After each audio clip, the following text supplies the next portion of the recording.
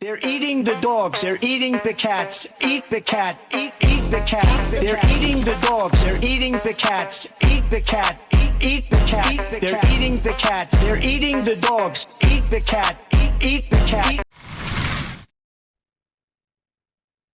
What's up, North Carolina? Welcome back. Another perfect episode of the single greatest podcast in all of human history.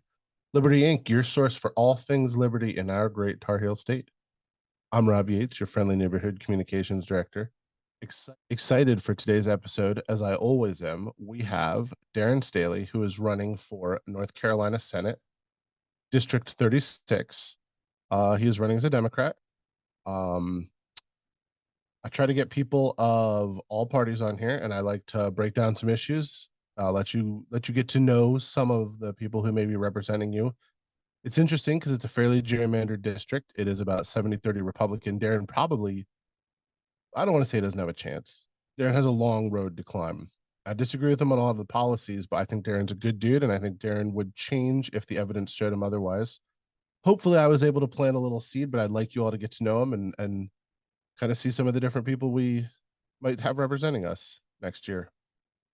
Before that, we have one of our own legendary candidates running for agriculture commissioner. I advise you check him out. Sean has been a very successful candidate for us in the past, including some of his infamous videos that got him lots of national press.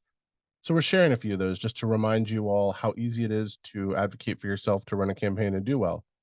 Then, as always, Dub and Groo talk sports. I hope you all enjoy the episode. Remember, hate mail, complaints, disagreements, love. You want to come work for us, whatever, communications@lpnc.org. Thanks. Enjoy.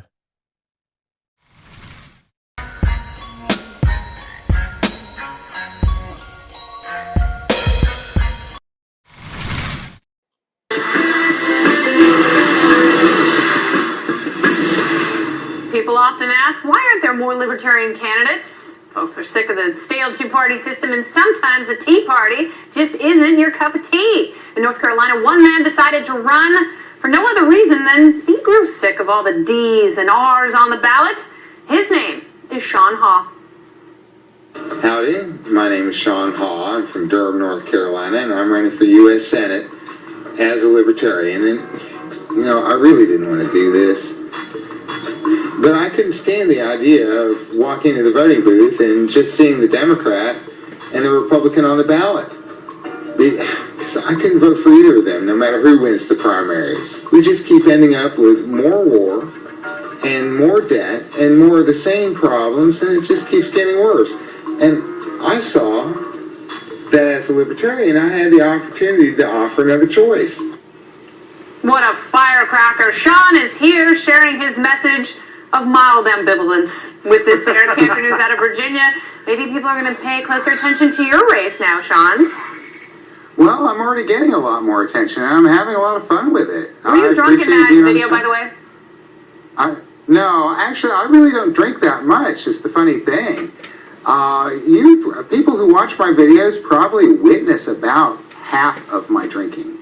Literally. I have a meeting I go to every Tuesday night where I have a couple, but other than that, I really don't drink that much. But I wanted to show people, just myself, just be a normal guy instead of some packaged product. All right, so does this Eric Cantor news, the fact that he lost in a primary, does this fill your sails? Can you win in North Carolina? Are you going to be North Carolina's next United States Senator? It could happen if people in North Carolina want to send me. I will go, despite my ambivalence about the whole idea to begin with. The fact that the challenger was outspent, as you mentioned, 42-1, gives me a lot of hope. I ran for this office in 2002, and the technology has changed so much that I can get on YouTube now, as you saw, and get another social media and get my message out without having to raise large amounts of money to do it. Now, you've been polling pretty well, up as much as 9%. What do you need to do to get into the debates? What's the next milestone for you? Oh, well, that's funny. It was originally 5%, and then they raised it to 10 a couple of elections ago. And now that I'm polling over 10% in some polls, it's 15. And I think once I get above 15, they'll probably write back and say, oh, we've decided that only the actual winner will be allowed into the debate. Can you take Kay Hagan? I think so. I feel that with the news tonight, I think there's just a lot of discontent with politics as usual. And it's really very simple. If you like perpetual war and unsustainable debt and politicians that don't really care about you after they get elected, well, you've got two choices in November. But if you don't like those things, you could vote for me. All right, well, Sean, I cannot wait to see what happens. And I love that you're upsetting the apple cart there. So keep up the good work. Stay solid. Stick to your message. And your Tuesday meetings. Stick to your Tuesday meetings and your cookie drink. And believe that dreams are real. Well, like I said, I did it as an act of conscience. If I get more votes than other than me and my wife, I feel like it'll be a big bonus. But people have an opportunity to send a message to the politicians now that they want something other than more war and more debt. Absolutely. Sean Haugh, thank you very much. Well, coming up next, what you need to know about Eric Cantor's loss is only real independents like us can give you. We've got more on the breaking news out of Virginia coming up next.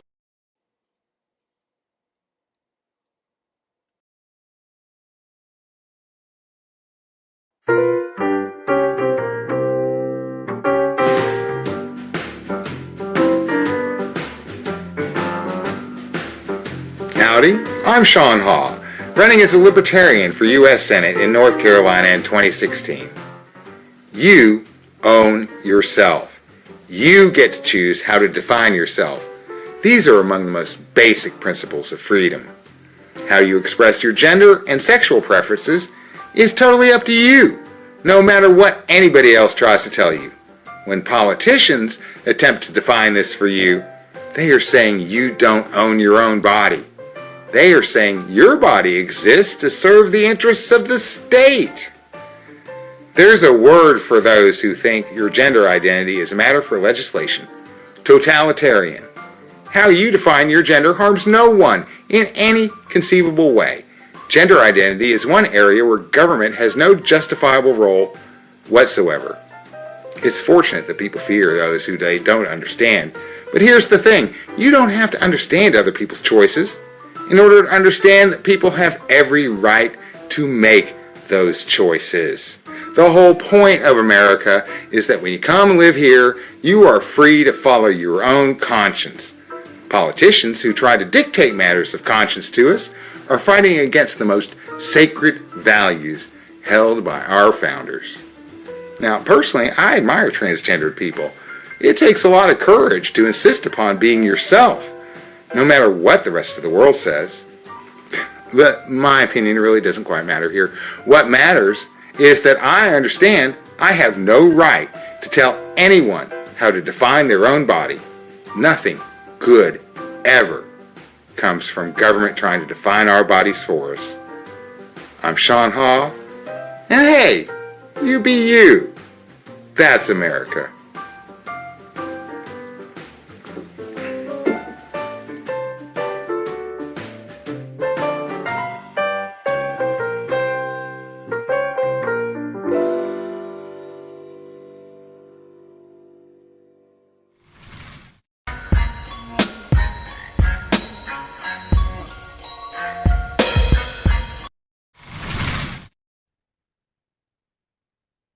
What's up, North Carolina and Liberty lovers all across the world? Welcome back to another, I'm assuming, perfect episode of Liberty Inc., your source for all things liberty in our great Tar Heel state. Our guest this evening, considering our O.P.P. Other People's Party series, is Darren Staley, who I'm going to let introduce himself to you in a moment. Darren is running for North Carolina Senate, District 9? 36. 36. I don't know where I just came up with 9. And I was looking at it like 3 seconds ago on my screen. And I should have edited that out, but like I knew it and then forgot it the second I look away, of course. Yeah, so Darren and I met, had some conversations. I think we both realized we were acting in good faith, and I said you should come on the podcast and talk about liberty. So, Darren, you want to introduce yourselves to everyone, give a little background? Yeah, so I'm Darren Staley. I'm running for state senate in the NC 36. That is Wilkes County, Alexander County, Surrey County, and Wilkes, Alexander, Surrey, and Yadkin counties.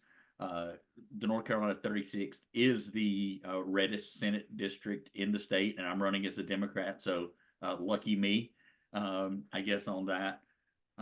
But just to kind of give my background, and this is, I won't go through like the whole standard stump speech, but this kind of gets into a little bit of, why I'm running too. I was born and raised here in Wilkes. Went to school here. I dropped out of high school and went to work at the local glove factory. Glove factory closed. I got laid off.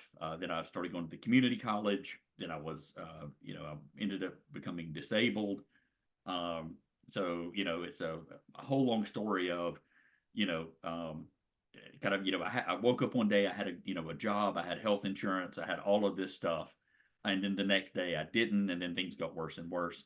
But I did end up through, through social programs, things like Social Security Disability, SNAP, Medicare, things like that, Pell Grants that helped me kind of, pick myself back up.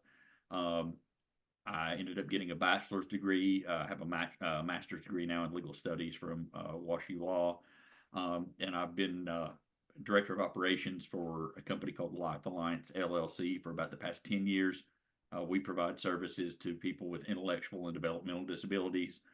And that's kind of, that's my background in a very quick nutshell. I'm happy to answer any specific questions on each of those, but I figured I would just get it all in as quickly as I could, and then let you see if there's anything in particular you'd like to talk about. Yeah, I actually would like to dive into some of that, but there's a question that I always start in our O.P.P series. I guess to sort of get a baseline, it's a good conversation starter. But when you hear libertarian, what is a libertarian to you? So that's an interesting question, and I was thinking about this as we were, talking about doing this thing. When I was like at the factory, I probably would have. I didn't really know. I knew about politics. Don't get me wrong. I knew what a Democrat was, Republican, all this kind of stuff. So I wasn't completely foreign to it. But I would probably libertarian was probably the best way that you could have pegged me then. Because I was very much, to me, and to answer your question, to me, libertarian meant then, and I think still does now, mind your own business, just leave people alone, smaller government, in some cases, no government, but we may have to get there later. But I think the thing that encapsulates, a lot of libertarianism to me is any kind of law or legislation that is passed sacrifices some liberty.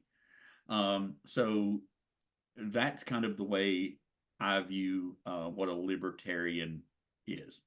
I don't know if am I way far off, or does that about sum it up? That's there's nothing wrong there.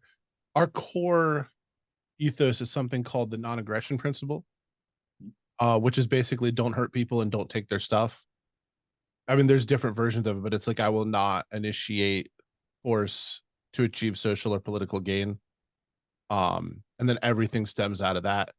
But yeah, it's basically like the primacy of individual rights over anything collective,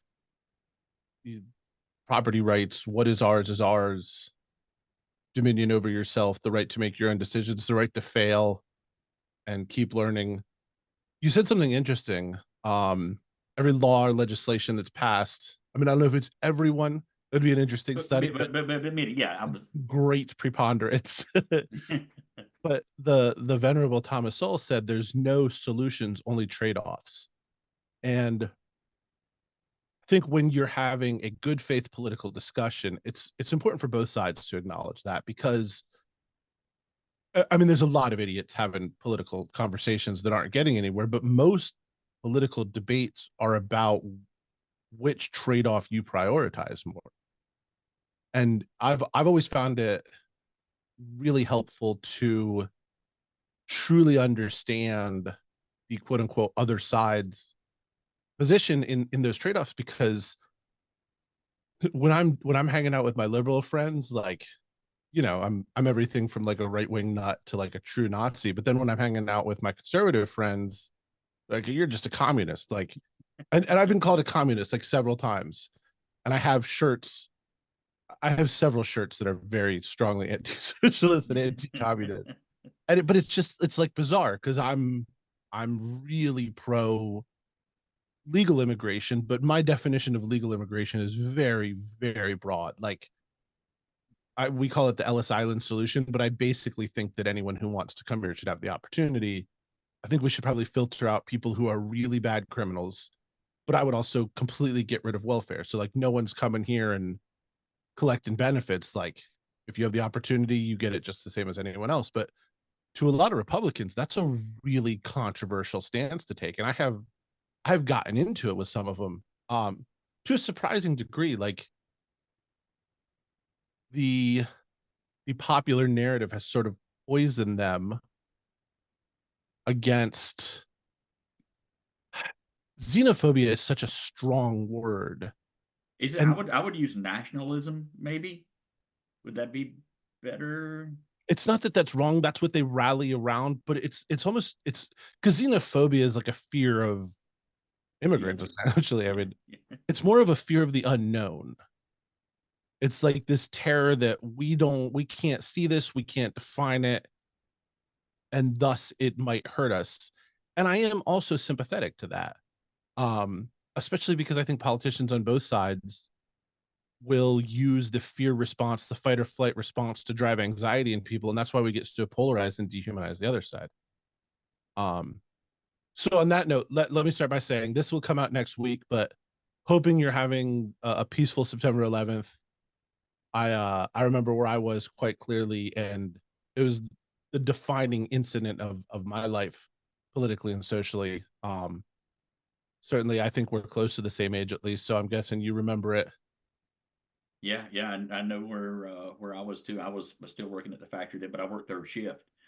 As a matter of fact, I don't know where one of my favorite radio shows for a long time has been the Howard Stern Show. And I've got it on my computer then, and I worked third shift, so I got home, at 7 a.m. or 7:30 a.m. I got off at 7. And that's where I learned about what was happening. And, that show stayed on the air through the whole thing, even though they were, it was happening literally right around them. Yeah. And so that's where I was. And, it's really interesting too, to bring it up and think about that, especially as, if you look at kind of the evolution of things that happened after, and I don't want to make this a whole, Howard Stern revisited show, but if you listen, you can still find the clips from that day. And if you listen, he was very much in the vein that day of, we have to go bomb everybody. We have to go level everybody. And you can kind of see it as kind of things, went in and out and things changed. We saw that, that's not necessary, that knee-jerk reaction, you understand it at the time, but it led us down a lot of, really, really bad roads. And he kind of changed changed his mind on that. So the reason that I brought that up is just to kind of demonstrate that, of course it was a tragic day and a tragic moment, but it also kind of reminds me that before you have these knee-jerk reactions to things, I'm a very deliberate person. A lot of people are frustrated when they interview me about politics or policy, because I'm like, they'll say, well, do you support this? And I'm not really sure, what else is, what are the implications? What are the repercussions? What specifically do you mean? And that's kind of the kind of politics that I'm kind of trying to bring to the table is, let's slow down for a second before we just start, knee jerk reacting to, to everything, especially when we're talking about use of force and use of, government force and things like that. Hope that made sense. Absolutely. It's a very rare scenario where a true immediate response is necessary. I never say never. I'm old enough to have learned that, but incredibly rare. But I mean, there are positives. I remember the aftermath of September 11th more than anything because we were all afraid. Like, we'd never been hit in America before, it always happened over there. But then we came together, like happy hours. People were like singing America the Beautiful. And there was something amazing about that just to show that we could. And then along those lines, I don't know if you saw, but Trump and Kamala were at Ground Zero at the memorial and they shook hands today. And I was like, hey, that's like a decent gesture. No, I didn't see that. I'm glad that happened. No, Absolutely. Yeah, they didn't seem happy with each other last night, so I'm glad that they were able to come together today. So this is where things start to get fascinating to me, because like I'll say outright, I think Kamala got the better of him last night, and pretty clearly, especially if you sort of look at like strategically what they both would have had to do to consider it a win. To me, it doesn't matter. I lose either way. Yeah, but this is what I'm curious about.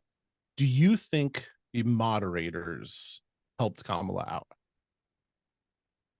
So see, here people go, yeah. So the answer is yes, but also the answer is it depends, which is about kind of my answer on everything. So I think absolutely fact checking candidates during the debate, if that's not agreed to kind of beforehand. Yeah, I mean, obviously. On the other hand, he said some things that were kind of, we're just not factual. We're like absolutely not factual. So the answer is, do I think that they helped her? Yes. Do I think that they did it because like we're ABC and we're in the bag for her? No, I don't think that. I think they were doing what they thought their responsibility as journalists, were. And I think if you go back to the Biden debate, which again, Biden was horrible, but a lot of the aftermath were people saying to the moderators, still, even though Biden was horrible, you kind of let Trump just stand there and say things that were factually not true the whole time. So I think they kind of had it in their mind of, okay, whatever happens here, we're going to call out untruths. Again, was it quote unquote fair? I don't know, but I can see where people would say, we're definitely not used to that in debates. I think it would be honestly better during debates if on either side, if a candidate just said something that's blatantly untrue, for the moderator to say, well, hold on a minute. But again, we just talked about slowing down, right? What is a debate now? It's, it's 90 seconds, then you've got 30 seconds, then you've got 60 seconds, then you've got 90 seconds. It was like they were trying to have it both ways. It's like, we're going to keep everybody on these tight timelines, but then every once in a while, maybe we can stick in some kind of news fact checking thing. So the answer is, did they help? Yes. But do I think it was some kind of intentional partisan thing? I'm not sure that I would go quite that far. Interesting. So I agree with you wholeheartedly about how the style of a debate has changed, and it's just sound clips now. So like, I would consider this a quote unquote debate in the sense that we're taking different positions on a lot of policy issues, but we're not arguing. We're having a conversation. It's only a debate in the sense that like we're not going to agree on stuff, and that's awesome. That's like that's what makes this country. I've lived in a communist country where you don't get to do that. This is awesome. I will say that speaking objectively, like I'm voting for Chase Oliver. I thought Trump was a little better than Biden, but that like people are like, which one do you like? And I'm like, what do I want to get, kicked in the balls or stabbed in the eyeball? Like, there's not a good option in my book. And that's for real. And sometimes people are like, how can you like Trump better? I'm like, well, he's funnier. And that's really, to me, like, that's the extent of it. I see taxes going up. I see kids overseas getting bombed. I see inflation skyrocketing. The whole inflation thing is actually what bugged me the most. Like, Trump's responsible for far more inflation than Biden. Now, I don't think Biden handled it well, but all of that original COVID money, that's all Trump. That's what drove inflation. And it didn't go to the people. Like, if you're going to do this horrible stuff, at least give people money. But like, what? Half of America got two $1,200 checks. I got one $80 check because, like, and which really irritates me because they always think our income's high because my wife has her own company, but then we pay like 70% in that in taxes because she owns and does all of it. So then, like, they're taking the money and giving me $80 back. So I thought Trump should have been fact checked on that. But the things where they did call him out. So look, he's hyperbolic. He's Donald Trump. Eric Weinstein called him the first WWE president, and I think that hits the nail on the head. On the head. But Yep. when he said the Haitians eating pets, some like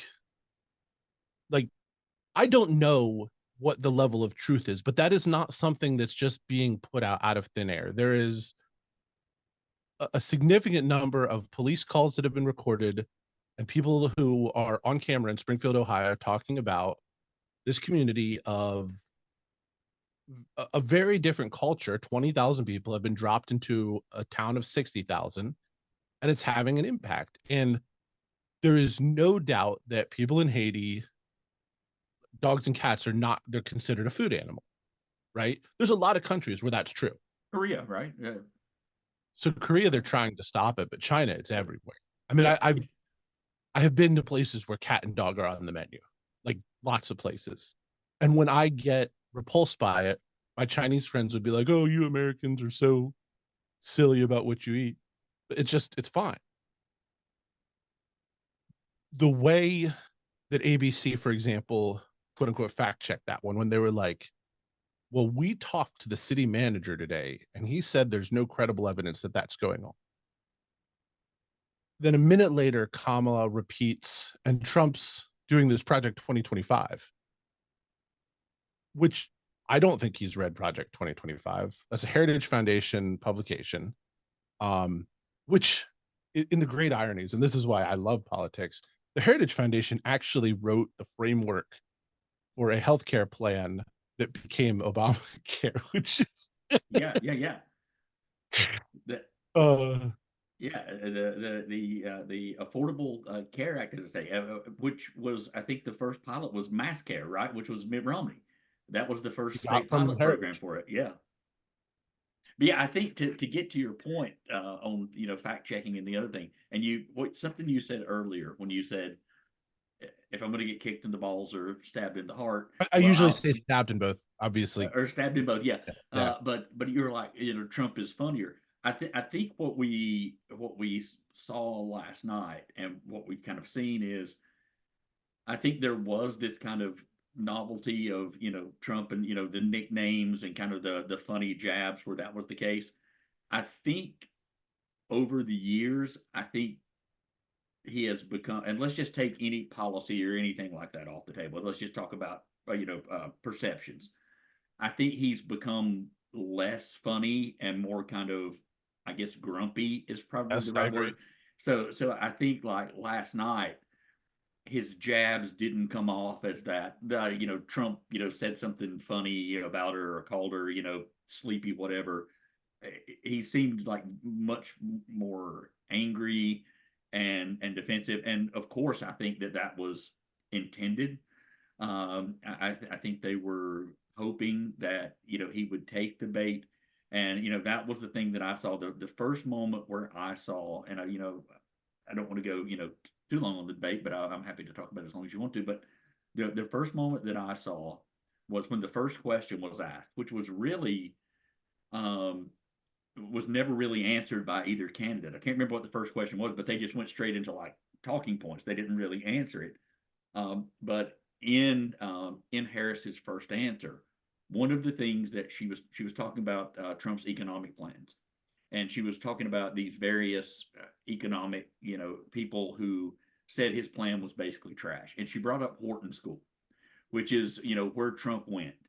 And I'm telling you, I could see a difference once she brought that up. Like, he took that very personally. Like, you're telling me that my alma mater, I donate to, I've got a, You made a chair point to there. mention it. Yeah, and then he hit back up with it. He followed up with, "Oh, no. I went to Wharton, and the professors there that I know like my plans. Once that hook was set, everything else was the exact kind of same thing for me. It was just like bait. He took it, and I think by the time he realized he was in a hole, he didn't really have any way to get out of it. And I think that made him more and more frustrated and angry. And I think I don't think we got a ton of we got policy talking points. I don't think we really got a ton of policy, but I don't think that was the point of this debate. Right? I think it was, both sides just trying to, land blows on the other, or try to make it. I think Trump went in trying to make, and this is just based on kind of the talking points that are out there. I think he went in hoping that he could trip her up and, tie her to Biden and things like that. Maybe even make her backtrack and contradict herself. I think she went in hoping to make him angry and go off the rails. And I think she succeeded in that, in what she wanted to do, and he did not succeed in what he wanted to do. So that's the best way that I could grade the debate. Because again, how do you judge a debate? There's no policy in debates really anymore. And it does remain to be seen if it moves the needle at all. I think one of the biggest things that she had to do was come in and seem poised and capable. Mm-hmm. Like her interview with Walz, it was bad. I mean, for that to have gone from 42 minutes to 18 minutes, it was rambling. There was nothing coherent in it. She's not doing interviews. All of a sudden, even like some people who are very dedicated to her winning are saying, why aren't you doing interviews? So to come in and be able to stand there for 90 minutes, stay poised, give coherent, salient, and continuously salient answers, I think that was where she's shown. She didn't have any one fantastic moment, and he had a couple that I thought were pretty good, but then the other like 89 minutes I think belonged to her. I thought his "I'll give you a MAGA hat" line was pretty good. And then I actually, credit where it's due, when they asked him about saying, I guess she's black now or whatever, I thought he gave a really good answer where he was like, oh, I don't care about that at all. It doesn't matter. And, yeah, I thought calm when he said it. Yeah, I thought that was a good answer. I think her best moments were definitely the abortion answer. I think she really kind of tripped him there. But also, I think even though I think it was one of Trump's strongest issues going in, was the Afghanistan withdrawal. And I think she ended up winning that, even though, which of course, that's easy for me to say too, because I thought the Afghanistan withdrawal should have happened and should have happened a lot sooner, but that's a different story. But it seemed to me like that she turned that. Traditional is not the right word. I think if you thought about this as a topic going in, everybody would have thought this is going to be a huge she was in issue office. for Trump. The withdrawal did not go well. He should have been able to get points. And I think she actually flipped it around and maybe even won that moment, which was, again, something I didn't expect. But I think, like I said, I think he got himself into a place where he couldn't pivot. And after that, he just, he was frustrated and pissed off. And don't get me wrong, a lot of people love pissed off Trump. A lot of, Trump supporters love pissed off Trump. That's why they love him. I think they love Trump, and then whatever Trump they're getting, that's what they love, though. I find the extremes on both sides to be sort of. But that's that's the other thing. Yeah, that's the other thing too, though, is what is the slice of undecided voters still out there? Is it, one, because, right now I think it's, Harris is like plus 1%. If you look at, like the RCP averages, so it's basically a tie. I mean, how many people are still undecided? Is it 1%? Is it 2%? I'm really not sure. I think that we came into this debate with a tie race, and I think Harris won the debate, but I think we are going to leave with, just based on the numbers, a tie race. You know what I'm saying? I think it's going to be, I think it's 1 or 2 points now. I think it'll be, or I think it's 0 to 1 point now. I think tomorrow it may be 1 to 2, but that's still a tie. So that's kind of my take. So you mentioned an issue, and this is a good segue into some of the policy discussion, but just in terms of the ABC moderators. So the abortion issue, I do think she gave a good answer. But the one thing they called Trump on is there's no place that allows infanticide. And like, no, not on the books, but in Minnesota, there is no requirement to provide care to a baby that's born after a botched abortion, and there are 8 documented cases where infants were allowed to die outside the womb after botched abortion. No, I'm not throwing this down to take a policy position on abortion. I try not to talk about that issue because it's just divisive. And yeah. It's the one, it's interesting because you said every single issue is sort of a trade-off for liberty. Abortion is the only one that isn't. It's one liberty versus another liberty. And I think that's why it's so controversial. But if the ABC moderators had come out and said, well, there were 8 cases in Walls's, Minnesota, where this happened, that really puts that question in a different light. So I guess from that, like, and this is the question, so I'll say up front, like, I don't understand people being Republicans and Democrats anymore. Like, because I get the values, but I don't see how your party represents your values at all. To me, it's just the uniparty. It's just ABC pushing back on Trump, and then the Trump people will do this, and it's this big orchestrated game. And it's like unions. I think that unions would do well in a free market. I have a significant problem with people being required to join unions, but like, that's a real policy discussion we can have, and there's trade-offs. But like, in your mind, the Democrat Party is like really representative of that stuff still? So let me go back to your first thing about the abortion thing. So when you're talking about, there are cases where, after where it is a born person, but then it's allowed to die for these medical things. I get that.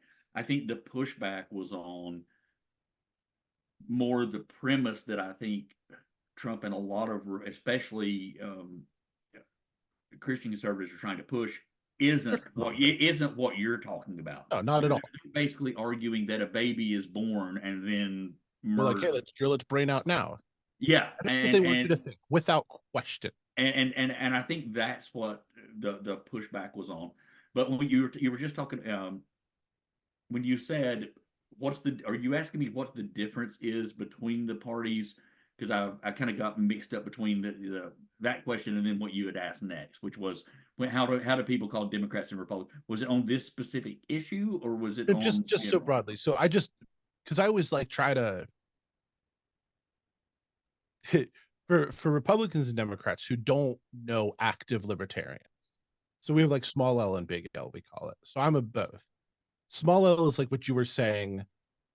You were at the factory, and which I suspect you probably have some small L libertarian inclinations running through you, that you probably believe very much in individual rights and civil liberties.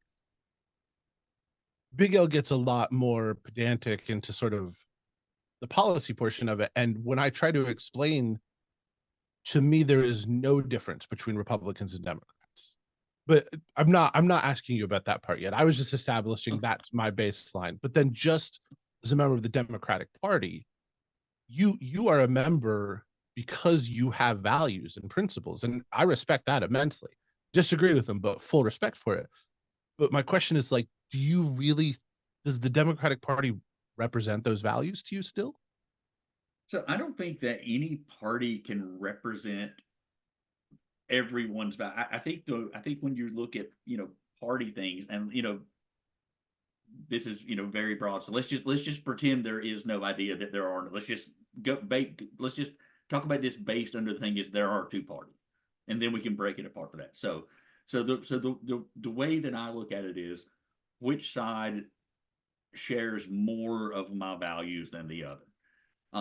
And you know, for me, if you look at the things that I talk about, and really it's my values, yes, but it's also my experience. So, you know, the things that I value, you know, are things like education, things like you know, social programs, the social safety net. You know, we live in a, you know, a capitalist country, which I have no problem with capitalism, but that doesn't, it chews people up and spits people out sometimes. And if there's no safety net, you know, where are these folks going to get help? You know, where are people going to get health care, things like that? To me, I think on these issues, government can have a place and can help people. I think the what you would probably say is yes, but they have to help these people by taking things from other people, by taking money from other people to help people that I don't even know. And you know, maybe I'm wrong about that, but as far as, you know, things like, you know, I want to, you know, help people in poverty. I want to help people who are sick get health care. I want to make sure kids get a good education. I want to make sure that if somebody goes to work every day and one day they're like, okay, well, I've got 2 kids, I've got a house, I've got a wife, and tomorrow I have nothing.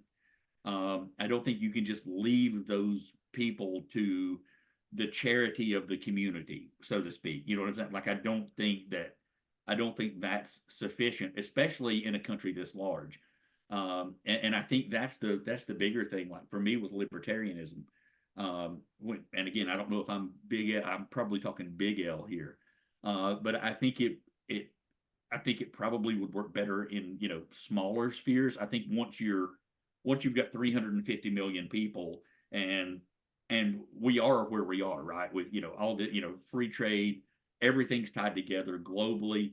It seems really difficult for me to figure out how to circle that back in. So I'm not sure if that answered your question, but I hope I'm kind of getting to it. So let's. So I do agree that it's much more important to focus on a smaller scale. We always talk about decentralization. I ran for mayor of Charlotte last cycle, and just unaware that I was going to debate the mayor of Charlotte, but 2 weeks into my campaign, all of a sudden I'm sitting in front of a crowd debating the mayor of Charlotte. But like, I know my policy pretty well. And it was funny because Lyles is smart. She's sharp, but she never encountered a libertarian before. And she was coming with some of the anti-Republican talking points and like, yeah, I agree with that. And she was surprised. And then I started talking about the decentralization stuff, and you could tell she never heard it before. But I do think that I don't see how it's possible to try to run the country from DC. Like, I would go full decentralized. I wouldn't get rid of the government, but I would strip it down to almost nothing. The higher up you go, the less there'd be. But you talk about a social safety net. So I can live with that compromise. And yes, it is that when you're giving something to someone, you're taking something from someone else. But there's like a moral argument for that at a smaller level when that's really what you're doing. And then you're holding those people accountable. Like, I always say there's 2 places socialism works. One is with other people's money, and 2 was the original disciples of Jesus, because they held each other accountable and everyone was in it for a cause. But once there's power to be gained, it fails. And so a perfect example, I don't know if you saw today, but they just finished the assessment on taking the DEI positions out of the UNC college system. I didn't see that. So they cut like 94 jobs total or something. It wasn't a ton. They saved $17.5 million. So they were paying these people almost $300,000 each to come and be, quote, DEI specialists. And I'm not, I have sat on the DEI boards at a couple of major companies. I've done a whole bunch of studies on the efficacy of diversity, mostly gender diversity at the time. This is 2015. It was more in the spotlight then, but on things like return on investment. But these are just, this is virtue signaling. Like, we're going to pay someone a whole bunch of money to come in and say we're boosting DEI, and it's silly. And this is inevitably what happens with government to me. So when you see social safety net, I see massive drain on everyone. And yes, it's taking my money. The amount of money that I've paid in taxes the last 4 years, I could pay off my house and fund my kids' college.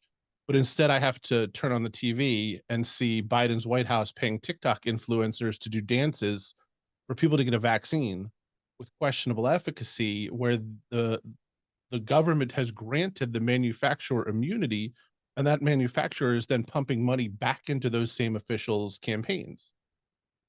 That's insane to me. That is absolutely insane to me.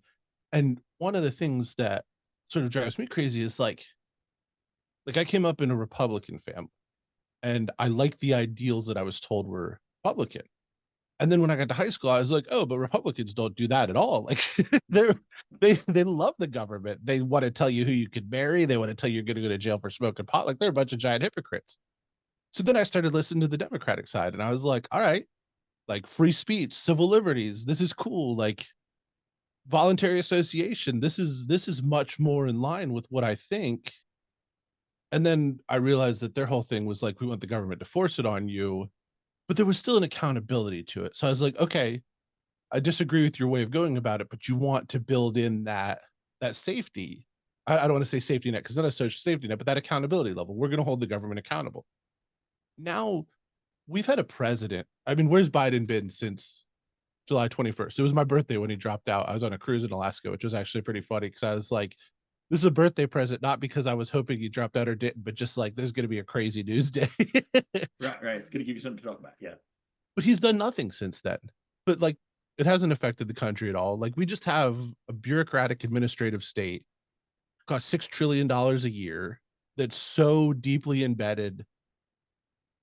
That's not a social safety net. So here's what I would ask though. You said he's done nothing since then. I think you could argue he's not done a lot publicly. And I think and this is probably what, I think it's difficult. Yes, I definitely think that there has to be accountability, and maybe what you're talking about is something, that needs to more broadly, be more broadly known. But, as far as we know, he's working, all day behind the scenes doing this thing. So is it like, has he done nothing, or has he done nothing publicly? And I'm not challenging you. I'm just kind of saying, can you kind of see that? There's a guy who's been near his Delaware residence who has live streamed the amount of time he spent napping on the beach. And it's like, it's more than you would think the president should be able to get away with. But I'm not knocking him. Like, my perfect scenario would be like Kamala wins presidency, but the Republicans get the House and the Senate, because then nothing's going to get done. Like, that's what I want. So my broader point is, like, even if he is doing some things, we seem to be functioning fine without a super active president. And to me, that just says like the administrative state runs everything. So here is where I think you and I are going to have a lot of agreement. I have a very specific argument as far as with the executive. I'm a constitutional guy.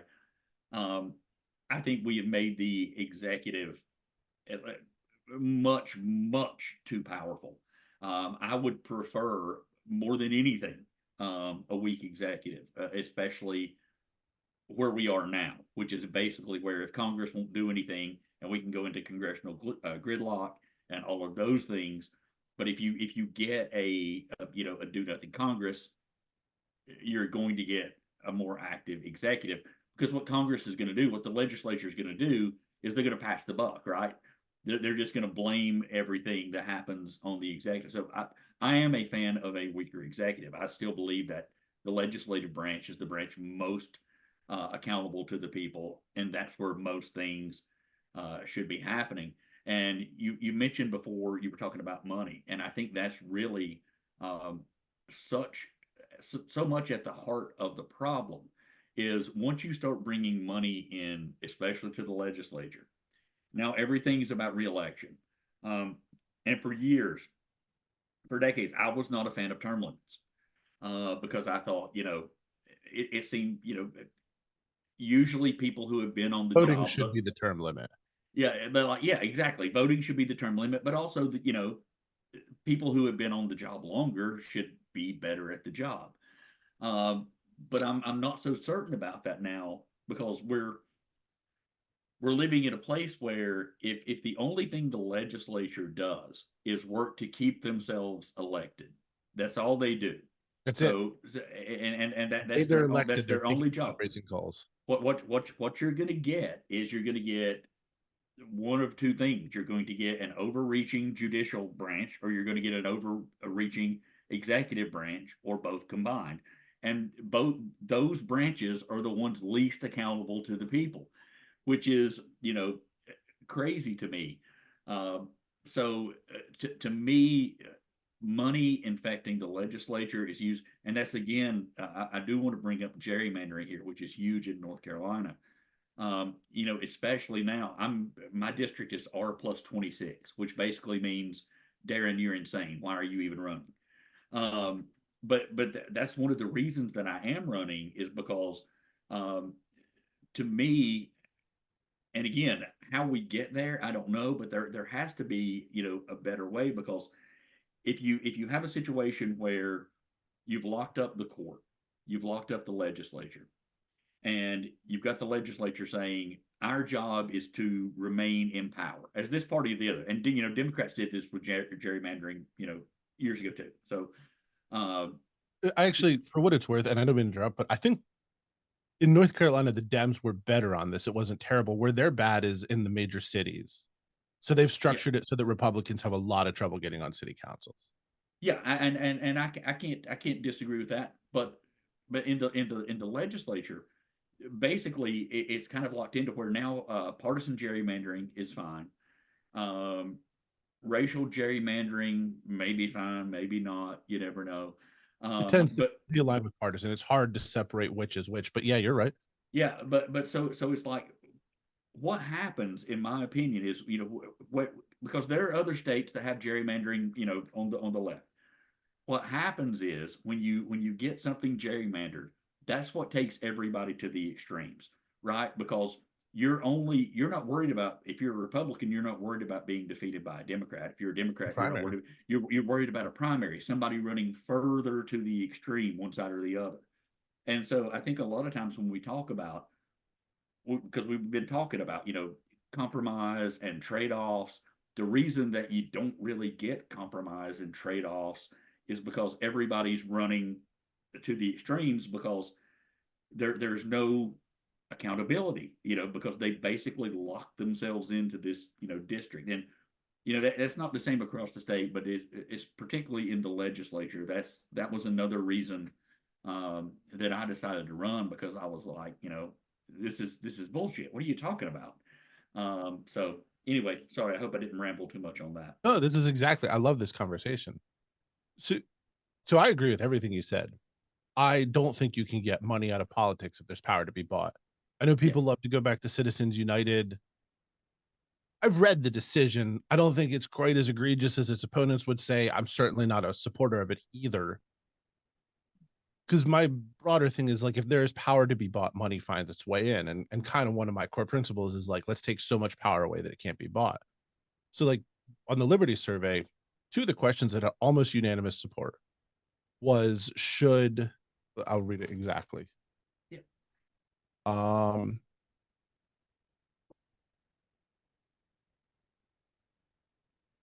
Do you support eliminating statutory protections for polluters and other bad actors who damage the environment, opening them up to liability for their actions? So I only think two people said oppose. You were a support. Everyone else was support or strongly support. They think if you pollute, you should be able to get sued for it. But we get no action on that. Instead, Duke spills, however many thousands of tons of coal ash into the Dan River. They reach a settlement with regulators and a cleanup agreement with regulators with zero accountability to the people, and with regulators who are appointed by elected officials. So it's not even a direct accountability. And then Duke gets liability protection. Now there's people in Huntersville coming up with a lot of thyroid cancer, something like 300 times the national average. Well, guess what causes thyroid cancer? Is coal ash. And they can't do anything about it. And because the settlement's been reached with them having no recourse whatsoever, they're not even allowed to say this is what did it. This is where, when I say the uniparty, Like, like, so Duke Energy put a lot of money into a lot of people's coffers, and the $6,400 limit doesn't apply when you have 200 different foundations that can put in $6,400. It's the same, like the Fraternal Order of Police. We're not supposed to have public sector unions in North Carolina. And I will say, like, I am a lot more pro-union than a lot of libertarians. I still don't think you should be forced to be in a union. I think all associations should be voluntary, but like somebody needs to put corporate power in check. Like I like the pushback unions get, but I am totally against public sector unions. You are actually using tax dollars to support an organization whose job is to work against the public's interest. Because the police union is not there to reduce crime. The teachers union is not there to make education better. They're there to protect their members and fight for them to get whatever they can, which always necessarily comes at our expense. More direct pay, lesser hours, lowered standards, like that's what they fight for. But the Fraternal Order of Police has lots of people in its back pocket. So yeah, they don't negotiate directly. They can claim they don't have any say over it, but I mean, we pay for body camera footage that we're never allowed to see. Cops are getting away with murder, literally murder. Jada Johnson, 2017, shot 22 times in the back, or 17 times in the back. She was 22 years old in front of her 2-year-old daughter, but we can't see the body camera footage. Joshua Rohrer is another one. It took us 7 months of going to the Gastonia City Council or town board or whatever it is, protesting to finally get the body camera footage released, and it was worse than we expected. The recent shootings in Charlotte, body cameras not being released. Why not? Why not? I want to see what happened. I'm not doing it. Yes, there are people who want it for bad reasons, but I don't. Like, I want to see what happened. What did the police do? What happened that day that we are not able to see that ended up in the deaths of 5 people 3 miles up the road from me? But the Fraternal Order of Police has made sure that this law will never change. Like they lobby hard against it, and this is both sides. So again, this like comes back to, so like I'm looking at your Liberty survey right now. There are a few things where we're going to disagree pretty strongly on policy. Mildly increase taxation, get rid of income tax, replace it with consumption tax. Okay, I understand 100% why you oppose those. Disagree, but you're not trying to create some government behemoth that rolls over people. You want to make sure the safety net is funded. You want to make sure kids get an education. You want to make sure someone with disability isn't thrown out on the streets. Full respect for that. I just don't see how when your party, I would argue, and equally the Republican Party, has been bought, they will ever accomplish these things. Raise a glass to freedom, something they can never take away. Okay, sorry about that. I was trying to keep the noise down. Could you? I'll edit that could part you, out. Could you hit me with the question again, or for some reason? Just looking at like the Fraternal Order of Police, Duke Energy, the National Educators Association, Bank of America, Wells Fargo, like they all have massive financial presences in North Carolina, and they make sure that the things they want stay in place. And nobody stands up to them. No one on either side. So, like I was saying, looking at your Liberty survey, there are areas we disagree, but I don't think you're disingenuous. You would mildly increase taxation and you would keep an income tax, not replace it with a consumption tax. Okay, I disagree strongly on both those points, but I don't think you want to fund some government behemoth that rolls people over. You want to make sure kids get an education. Again, we probably disagree on the best way to do that, but that's what you want to do, and I respect that. Where you lose me is like, how do you think that your party and the Republican Party, because I don't see a difference, is in any way actually working towards those things when all they're doing is kowtowing to their special interests on paper? I think the best way that I can answer that is, I don't claim to speak for specifically. I guess I kind of do since I'm running as a Democrat. But I can't. Interrupt one more time real quick, and then I'll shut up for a minute. Yeah, because that's the really important part to me. Like, if you were running as an independent with your values, and it's fine if the dogs are running, like, okay, like we can have a policy position disagreement, Yeah. but if running as a member of the Democratic Party, you do represent them. Like, That is yes, that, and I see what you're going, and that's fair. I think that's very fair. I think what I'm saying too is, for the party, I would agree. I can't speak for every individual Democrat. I think is what I'm saying. I don't have money from any of those organizations. I think is my point. Like me personally, there's nobody that I have to kowtow to. You know, my money is, everything is grassroots. But and also, really, I just have to kind of speak more to my position, which sometimes maybe not always aligned with the Democratic Party or the Republican Party. Um, that's really the only way that I can answer that fairly, is just to say, um, you know, I don't particularly myself kowtow, but I do understand what you're saying. I think it's a fair point. It's easy for you to say, if you're running as an independent, but not so much a fair statement if you're running as a Democrat. So it's a fair point, but that's kind of the only way I can answer it is, it's kind of, what my thoughts are on this, and what I hope to accomplish. I know well, that's so probably not a satisfying answer, but that's no, it's fair. I mean, I ask this question to everyone who comes on here, and a lot of people who are either Republicans or Democrats. What are some of your policy priorities? so. Yeah, again, you will likely disagree with a lot of them. But number one, even though I did not get endorsed by the teachers union, I am for better teacher pay, mainly just for recruitment and retention. I'm for free warm breakfast and lunch for school kids. I'm for expanding the social safety net for workers who are laid off. I'm for expansion of Medicaid. I'm I'm for basically a lot of things here. But at the same time, I'm also for you know just trying to find a balance in all these things, because it's easy to say, okay, of course I'm going to support, because I believe more people should have health care, and I believe government has a place to do that. So it's easy for me to say I support, Medicaid or Medicare, or not Medicare, Medicaid. So that's easy for me to say. At the same time, is we have to find a way to make that work for everybody. If you ask me what the perfect system would be, it would be there would be no health insurance premiums, and there would be some sort of single payer thing, which you probably hate even more than Medicaid. But I mean, those are kind of my primary priorities. Is really just, if we're going to have the system that we have, is to make sure that everybody, whether it's small business people, I want to make sure that everybody has an opportunity, everybody can thrive, and people don't get left behind. Now, is the government the way to do that? I'm guessing you would say no, but the only thing that I can do is talk about how these programs helped me to get where I am when I was kind of knocked down.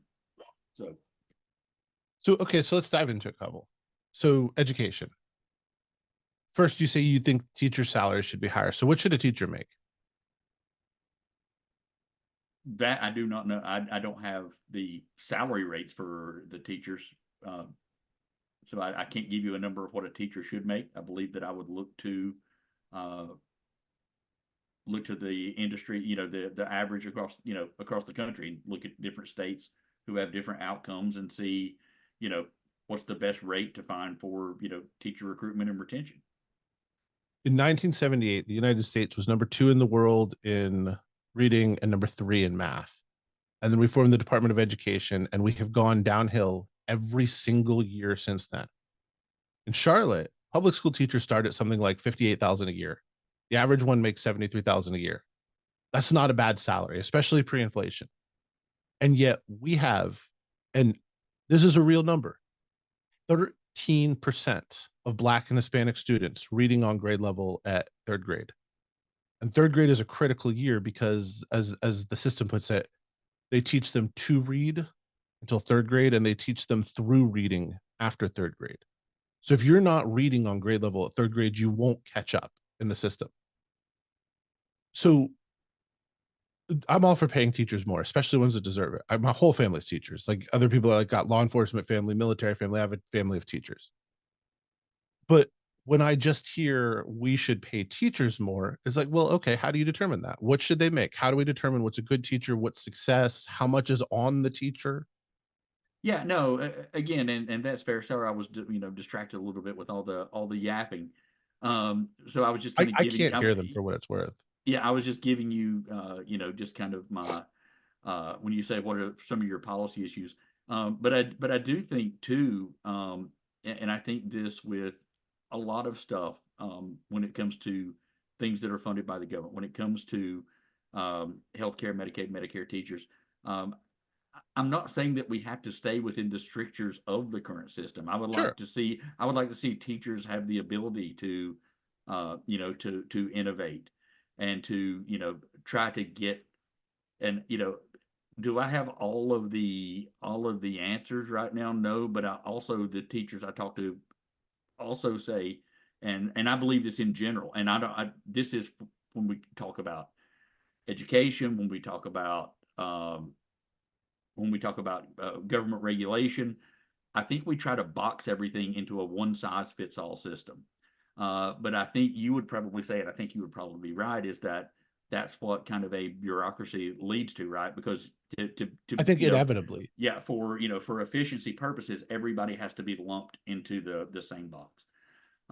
So I was kind of giving you my boilerplate there, but that's more along the lines of what I'm talking about is, yes, I want higher teacher pay, and yes, I want better teacher recruitment and retention. But the reason I want that is because I want to get the best teachers, and I want to allow them the freedom to, to innovate and to have time to spend with students, so that everything isn't, I'm not a super big fan of these report cards that come out. I'm not sure if those are the correct metrics. Can I tell you what the correct metrics are?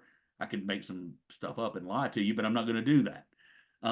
But that's where I'm coming from with it. I'm not simply just saying throw more money at teachers and that's going to resolve everything.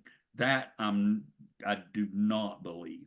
But if we were just talking about funding and things like that. But no, I'm looking at something deeper than that. But I can't sit here and give you a 10-point plan of how to reform public education in North Carolina today. But the way you describe it is interesting. So the superintendent of schools is the position that I am regretting us not running a candidate more than any, because I really am having trouble getting behind any either Morrow or Green are saying. And Mo Green is very much, we just need to throw more money in it. It's like, we throw a lot of money at it. Let me hit you with the trade-off, right? So schools get funded mostly from property tax, which to me is, of all the taxes that we pay, insane numbers of taxes, property is evil. Because you don't own anything you own, you rent from the government. And property tax has started to take its toll. So as housing prices are going up, property taxes are increasing, wages are in no way matching the insane inflation rate. And especially for people on retirement income, Social Security did not change with the rate of inflation. But I just got my property tax bill. It's $7,600 more than it was last year. It's like, what? That's a lot of money.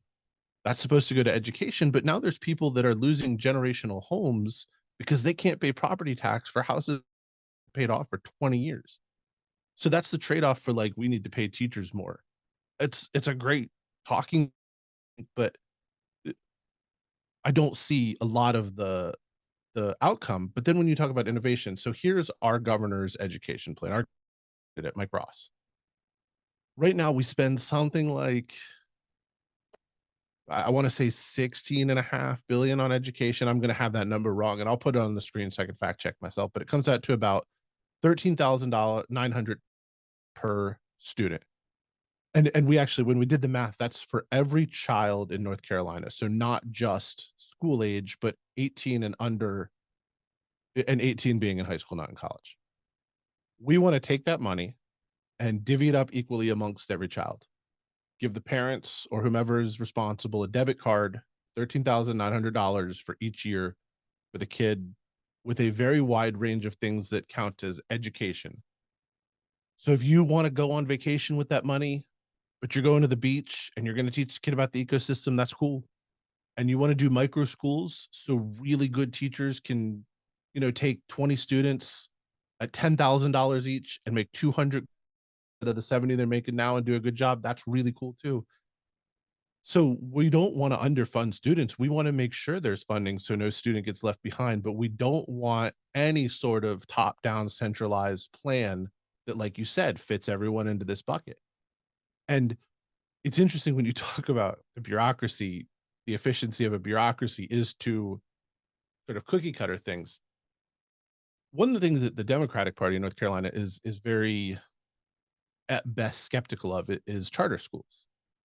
And sometimes with reason. There are some real shady charter schools that do some really shady things, and I'm not denying that. But like in Charlotte, we have some of the worst public schools in the state. And then we have a charter magnet program that's one of the best in the country. My daughter went to the elementary school that was considered the #2 elementary school at the time. And my son went there for a couple of years. We homeschool now. That's a whole nother set of reasons and just what was right for him and sort of. My question for this, so and using education as example, but more broadly, like how do you, I don't want to say justify, that's too strong a word because I don't think you're being disingenuous, but how do you sort of rectify, I guess, your position on like, yeah, we should pay good teachers more and we should do things to improve education with this almost like hermetically sealed allegiance to the program? So I'll start with it. I don't oppose charter schools. I'm not a fan of taking money from public education to give to charter schools, just because I'm not. Charter are public. You're talking about public. Okay, for public schools, that's fine. I think I was talking about private school vouchers. So yeah, I mean, for me, I get what you're saying, but I think what I'm looking at is you're talking about something that's a more wholesale changing of the system, and I'm talking about trying to again, and I know we're going to disagree on this, work inside that box that we have. And you may say, well, that's not going to work, but that's where I'm coming from. Well, I don't think it's going to work, obviously, but that's fine. Yeah. Like, my question then, though, is like, at what point do you pull the plug? Like, when do you say, okay, it isn't going to work? Because I look at the Department of Education, everything has gone down. I think the thing that Trump has said that I don't think he'll actually do that I like the most is get rid of the Department of Education. I think it's like a cancer on our education system. But I think further, we had a really good education system and now we don't. And I don't know if we can go back to how it was, but there is no interest in holding bad teachers or bad schools accountable.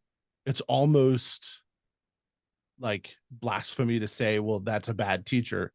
But like, of course there's bad teachers, just like there's good teachers. I mean, that's so Yeah, no, how do you fix the system? I mean, when do you pull the plug? Like, at what point do you say 40% of kids in Charlotte can't read on grade level? What number would that have to be before you're like, okay, our reading system's not working? Yeah, I can't give you the answer of when I would quote unquote pull the plug. But it's this is just an issue that I'll continue to look at. I mean, like I said, I don't have a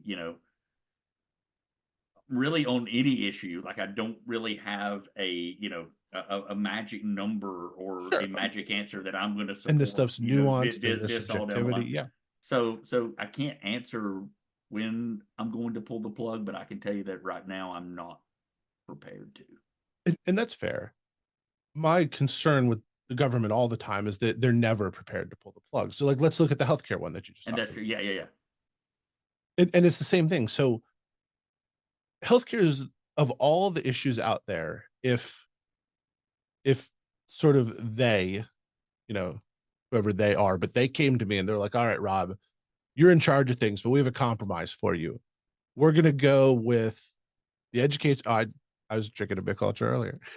they're so refreshing. They go down so easy. I switched to tea because I've made it to the gym like 10 mornings in a row. I'm trying to keep my streak going, but Understood. so if they were like, we're gonna try your education plan out, and yes, it's a form of socialism, but it's a free market driven socialism. Okay, and then they're like, and the other one is healthcare. I can listen, and the reason is what I would describe the free market as. And it's funny you said America is a capitalist system, and I don't actually agree with that. I think we're more of like an oligarchy or a kleptocracy. Like the corporations buy the politicians. I would say wield their power. I would say oligarchy. We're definitely getting close to that. So I think we can agree on that. Go ahead. So I've been working on this article like it's time to kill capitalism. And there's a lot of people that feel strongly about it, but for me, it's like it's more the free market. Like the free market drives innovation. So what is the free market? It is simply at its core the most efficient and effective means of distribution of goods and resources. And it's a self-regulating mechanism. So when you talk about healthcare, the problem is efficient and effective may not be the outcome that you want, because effective doesn't mean healing people. Effective can often mean not putting resources into people that sort of don't meet the efficiency standard of effectiveness. And further, a free market depends on people making the decisions that are best for them in their situation. And I don't say rational, because rational doesn't always mean logical, but it's still the best decision for you. But if you're unconscious in a heart attack in an ambulance, you're not going to be like, oh, take me to this hospital because it's cheaper. So it's a conversation that I am open to in the right situation. But what I see now is there's three pillars to healthcare. And there's some that argue this applies to other things, but it's really for healthcare. You have quality, speed, and cost. And we have an excellent healthcare system. I have traveled a good bit of the world, and I would rather get a rare cancer in the United States than anywhere else on the planet. And we have a quick healthcare system. You know, Canada's universal healthcare. I know I have a couple of friends in Canada who will come. One came here to have a kidney operation because it's just so long. Lines are so long. So they keep the cost down, and they provide good care, but it takes a really long time.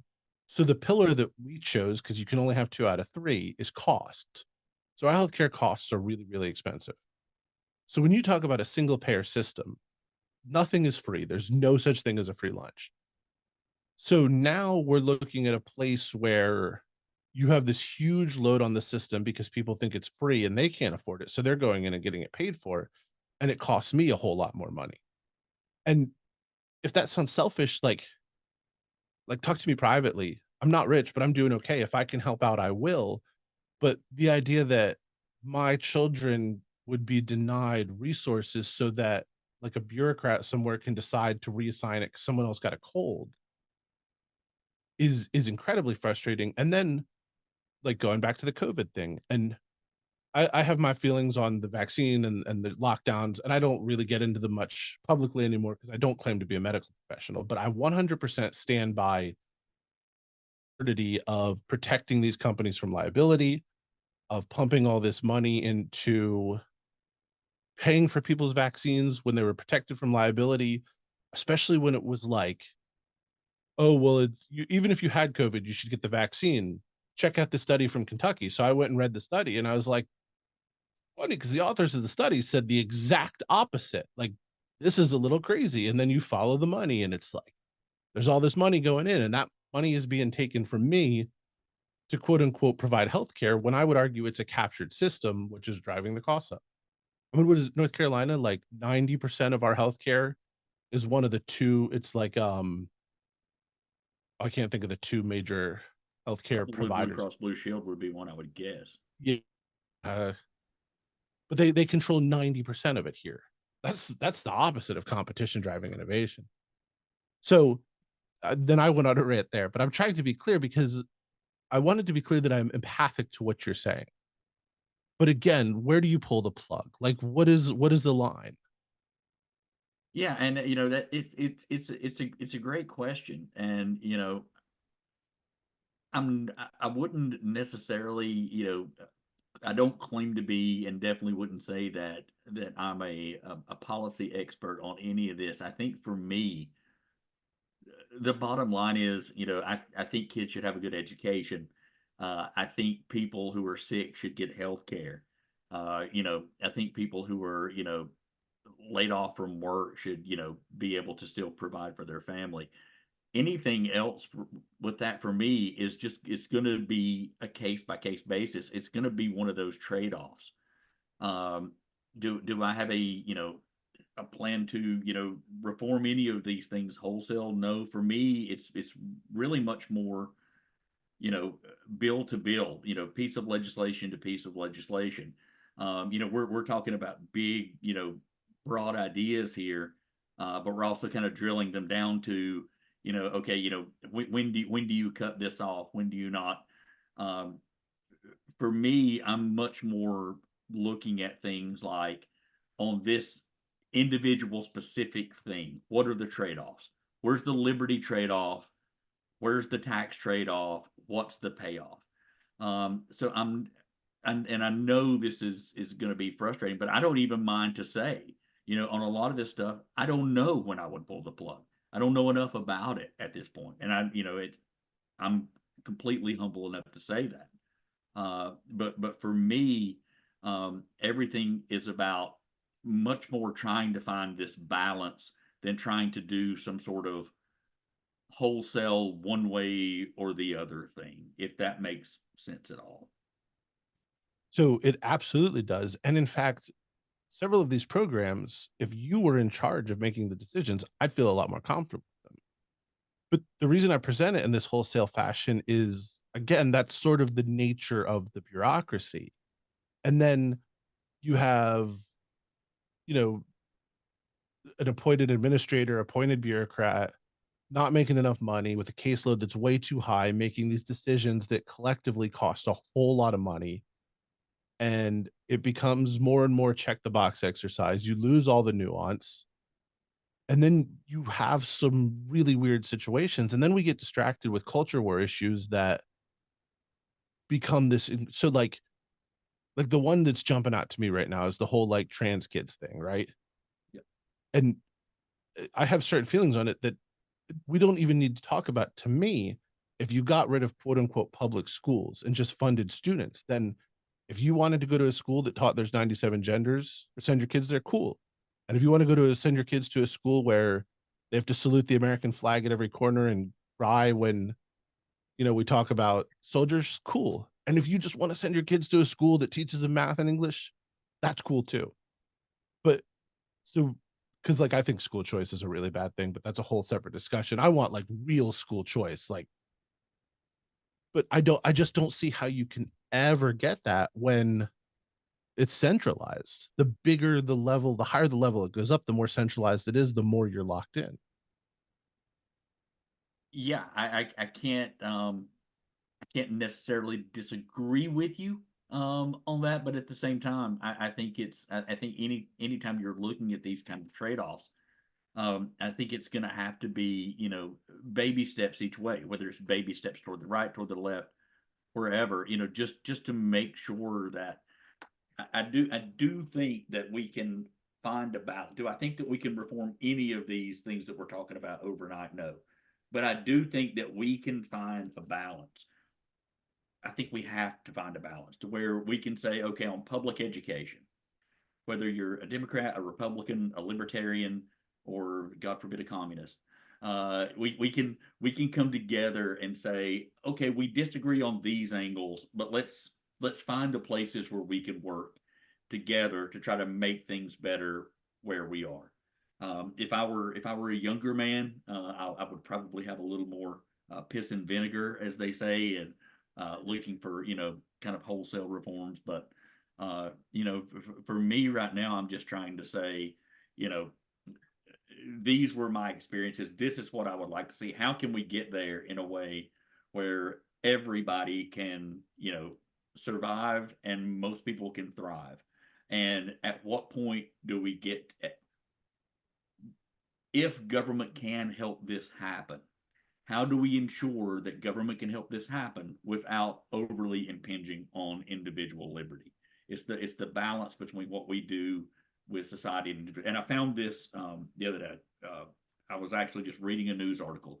They found a copy of the Constitution, one of the original copies that was sent out to the states, and it had a letter that was penned by George Washington attached to it. Because he was basically, of course, trying to sell the Constitution, right, to the states. Because he was like, I'm a big old Federalist here, but I know your states and your, you may not want this big old federalism. But I thought the quote really kind of summed up. It does kind of my thinking, and it was Washington said, to secure all rights of independent sovereignty to each, and yet provide for the interest and safety for all. Individuals entering into society must give up a share of liberty to preserve the rest. And I agree with that. The issue, and to me, the balance is what share? Full share, some share. To me, that's kind of the balance that I'm looking for. When I'm thinking about any of these issues, particularly on like a specific bill, is this worth it? Is it worth taking this liberty? Is the common good that's going to come from this worth it? And just evaluating that carefully instead of just willy-nilly just saying this bill says this, so I'll sign it because that's the title of the bill. So that's really the best way I can describe kind of where I'm coming at on all this stuff. Is an understanding that there is a shared responsibility, but how much and which way, that's the balancing act that I think we all have to work within. That's my take. So we've actually been going for like an hour and a half, so I don't want to keep you too much longer. Let me riff off that and into my next thing, because I want to disagree with George Washington did a little, but then we can. I've been going after your positions fairly hard. You've been a good sport, and I appreciate it. So let's end bashing Republicans a little bit, because that's fun too. So first of all, and I've said this on the podcast before for people listening, but Robert Yates, one of the great founding fathers, my namesake, a huge anti-federalist, and I'm very proud of that. The problem is George Washington was maybe the most fascinating historical figure in the founding of our country, because he was a federalist, but he had principles. He walked away. He could have stayed. He could have become king. He could have been president for life. And he understood the importance of, if you give up some of those liberties, you have to see the responsibility inherent with that. Jefferson, who I agree with, thought as soon as that liberty is given up, it will never be returned. And that's the problem I see. You can always justify on a case-by-case basis taking away a liberty to provide some safety or some greater common good. Eventually you get to a point where you're going for equity, quote unquote equity, which is like a terrible idea. I mean, that's equality of outcome, everyone the same, and it crushes individualism, and it also imposes the morals of a state or a legal system on people. And this is actually where Republicans drive me insane, because they claim to be the party of small government. They're not the party of small government. We are the party of small or no government. They're the party of big government that supports their morals. And the morality legislation section of the Liberty Quiz really brought this out. So like, more than I thought said they supported legalizing pot. They're on record saying it now. I mean, but I would like to look into it to see if their actions back that up. So they want to get rid of the ABC. The ABC is one of the worst government institutions in North Carolina. It's so inefficient, because there's an ABC for all 100 counties, but it all has to go through the state one. It's all stored in a central building. And then people are making like $200,000 to run their board. Like it's crazy, but it's very locked in and very effective. And then and also pays a lot of people's campaigns. And then gambling, like it was always the Democratic Party members who were like, yeah, lightly regulate or no regulation on gambling. And it's like, it's funny because the Democrats were the ones who were up in arms about the casino deal. and rightly so. I mean, this is a back alley deal being made by people who are funding Berger and I can't think of the other idiot's name. And then it got shut down when it came to light. So the Republicans' answer was, hey, let's pass a bill that says we can throw away all of our public documents if we don't like it, which is insane to me. But so I don't endorse people as a rule because I think it's crazy if you vote for someone because I said so, but I will be recommending to every libertarian in your district to vote for you. And even where we disagree on policy, I believe you are a genuine person who really will evaluate on a case-by-case basis and understands the importance of liberty. I don't think your Republican opponent cares at all. But on that note, like, what are your thoughts on the government trying to legislate morality in general? Where have we gone wrong? How can we fix it? And in particular, where's that shown up in the criminal justice system that's led to some very unjust outcomes? Yeah, I don't think number one, let's separate religion from morality. Absolutely. Number one, obviously, I wouldn't legislate anything that that crosses the separation of church and state line. I wouldn't legislate any religion over the other. When it comes to morality, again, you talked about ABC stores. I really don't understand why that if there's a Food Line on one side of the road and an ABC store on the other side of the road, you have to go to one store to get your Jack Daniels. What it really it seems it doesn't make any about sense to 200 me. million a year. Yeah, so like I don't see any type of social benefit in that at all. When it comes to things like especially pot, I think there's plenty of evidence that pot is definitely better than the Mick Ultra that I'm drinking as far as health wise. So I have no issue with pot. When it comes to harder drugs, that's a little more difficult. Just because there are potential issues there. I think some of it's overblown. If you ask me, what would you're going to hear my libertarian side? If you ask me what I would do in a perfect world, it would be full decriminalization. 100%. I'm with you there. So probably of everything, but I understand I don't want to say moral, not the moral aspect, but I understand the societal harm aspect to some of the harder drugs. When it comes to gambling, it's interesting that you brought that up. I like to place a bet or two myself here absolutely. or there on football and stuff. I have no problem with it, but I actually recently read an article about because now we have the sports betting on apps and things.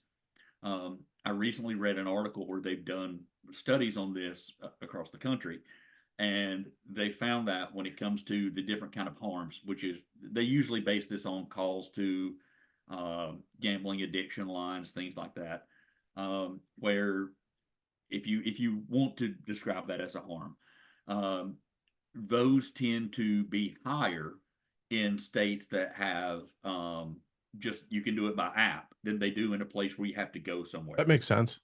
So like for me, I'm not saying that I would legislate this, but as far as something that I would consider as a bill would say, okay, if we can see that there's a kind of a greater harm in just having it on your app, I could see saying, well, okay, if you have to go to to the store to buy your lottery ticket, why not maybe if you want to place your bet, go to your local bar, restaurant, whatever, and you go to a physical site to place your bet. Number one, that's going to be revenue for that bar or restaurant, and number two, it's going to reduce some of that harm. Am I saying that's something that I'm going in with both barrels, saying this is the legislation I'm going to sponsor? No, because but it's a line of inquiry. Yeah, I think it's something fair and decent to look at.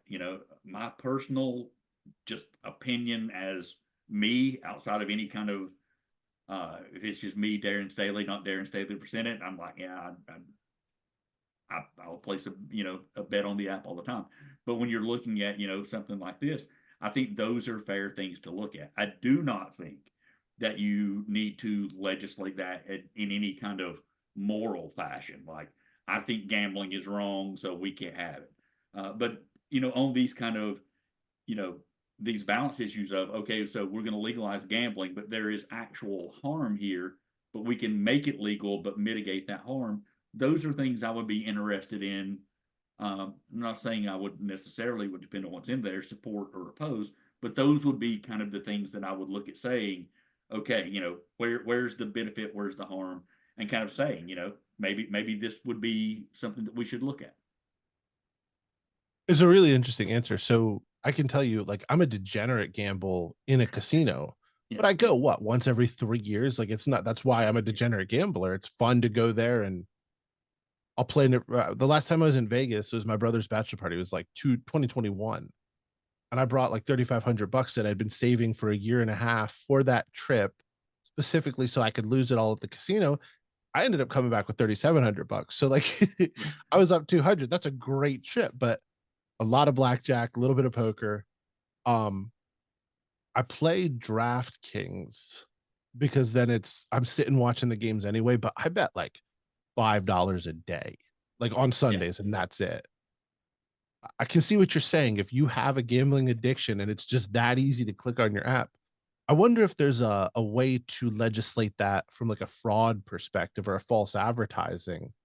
Like if you're dangling winning in front of people and not highlighting the fact that the odds are stacked very much against them, like you're creating that false hope. I wonder if there's a fraudulent. And I think what's interesting is I think kind of the way that one of the so the compromises on this was that they have things within the apps where basically if you think you have a problem, you can request to have yourself locked out. They have those gambling addiction lines, and that's why I said any kind of legislation on any of this has to be looked at, because maybe the reason that the numbers are going up on these addiction lines is because all these apps are required to post these addiction lines. You know what I'm saying? So you don't know whether it's causation correlation, but yeah, to me, when I saw that, it seemed to make sense. And the bigger thing to me too was I was thinking, it could also be kind of maybe a revenue booster for local places. But yeah, I don't know how you go about it, or if we even should go about it. But I thought it was a very interesting thing to look at. We've been talking for a long time. I really appreciate your time. It was a great conversation. I got to get you back on here. Yeah, no, I thought so too. You didn't beat me up too bad. You did sling some lefts and rights, but yeah, no, I appreciate you having me on. I first started talking to you, on social media and stuff, and I think too. I think you're an honest broker. I don't think you're,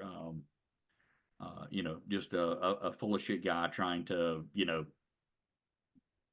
I think you truly, believe in your principles, and I appreciate it. And also, it doesn't hurt that you may be the only person who's a bigger fan of music than I am. So you really have to come over and see my record collection sometime. I've a few thousand. So one last plug, check out ctbids.com. It's for estate sales, and I have gotten so many records there because people either have passed away and their kids don't want the records, or just downsizing, and I'll get a box of 200 records for like $50. I'll probably only keep a few, generally, because at this point I have a lot of the oldies. But you get some valuable ones in there. You keep those, you bring the other 190 into the record store, and even if they just give you 10 cents credit for each, I can buy another record or two. Yeah, no, I'll have to look into that. I would guess I have I think I've kept every CD that I've ever bought. I think I've got probably 1,000 CDs. Vinyl, I'm not there. I would guess 250 records maybe. But I'm a big concert guy too, and I know you are as well. So absolutely. Yeah, Idols this weekend, Jason Isbell last week. Yeah, we need to do this again. Just Talk music. You can just tell your audience, sorry, this is just going to be music, and we'll talk about music that has to do with liberty. Maybe that'll That's get fair. everybody And involved. several of mine aren't just politics, like culture and people, like, because that's what politics should be. That's why the Cassie Clark, Where the Dog Would Bloom thing is so cool. Like, she wants to keep politics out of it. She realized you can't, because politics and culture, they overlap a lot, but it can all be part of, like, we can be North Carolinians and Americans before we're members of a political party. And I don't think there's anything wrong with that. Yep, agree. All right, well, So, thanks so much. well, real quick before we go, what do you want to Yeah. plug? Where should people check you out? So yeah, people can find my website, staley4ncsenate.com. That's FOR. But I really encourage people, if they're on Twitter or X, to go to at Staley4 the number 4, Staley4 number 4 NC Senate. Because I think Rob can tell you we have a lot of fun over there. It's really a really bipartisan kind of group that hangs out on my Twitter feed. It's I mean, I'll go off on a lot of rants occasionally, but I also, you know, play a lot of music. But there are it's really been one of the things that has made running so much fun, just because I got so much more of a broad audience than I kind of expected. It's not just I mean, there's nothing wrong with a whole bunch of Democrats hanging out together. I know some people may disagree with that, but it's kind of a broader group, libertarians, Republicans, and we go back and forth sometimes. But at the end of the day, we all play a song and shake hands. So it's Staley the number 4 NC Senate over at Twitter, and I hope you'll check that out, and feel free to. One thing Rob can tell you, if you send me a message, I'm going to answer you. So Yes. you may not like my answer, but I'll be polite and I'll discuss it with you. So that's awesome, Darren. Thank you so much. I appreciate your time. Looking forward to doing this again. Awesome. Thanks so much, man. And thank you everyone for listening. Talk to you all again very soon.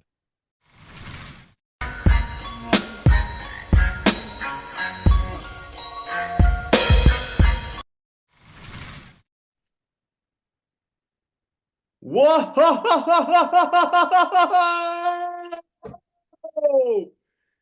What's up, everybody? How about them Panthers? Yes! What do you think, Dub? We finally My got a goodness, win. I haven't seen the Panthers look this good. We were discussing, before we got on, that I hadn't seen them this good since the coldest game in Panther history of 2022 against Detroit, where I saw them dominate a game from front to back like they did. It's amazing. Everybody was rejuvenated. Will do. It's funny. Andy Dalton not only rejuvenated the offense, it seemed to have put a spark in the defense as well, which has been ravaged by injuries and stuff. And I got to give special shout-outs today to PV and Ray for their sacks. I got to give a special shout-out, of course, to Michael Jackson. Not the Michael Jackson that departed this world. The Michael Jackson that plays on our beloved Carolina Panthers. He ended up with a big pick that pretty much sealed the game at the end. Yeah, the Raiders got a consolation touchdown at the end to make it 36-22, but it was a thorough game, and Andy Dalton has the best record so far, the most yards and no turnovers. Yeah, that's any other quarterback. That is amazing. And the other thing is, I don't know if you saw the graphic that came up on the screen, that it was the first time they had a 300-yard passer, a 100-yard rusher, and a 100-yard receiver since week 4 of 2022. Triple threat. It has been a long time coming. Long time I haven't been able to like this guy up much, but, that's how they play today. All the Panthers fans out there for hanging in there. I feel like there's light at the end of the tunnel. congrats to Andy Dalton. I say he needs to play again next week. It's amazing how quarterback change like that can change everything.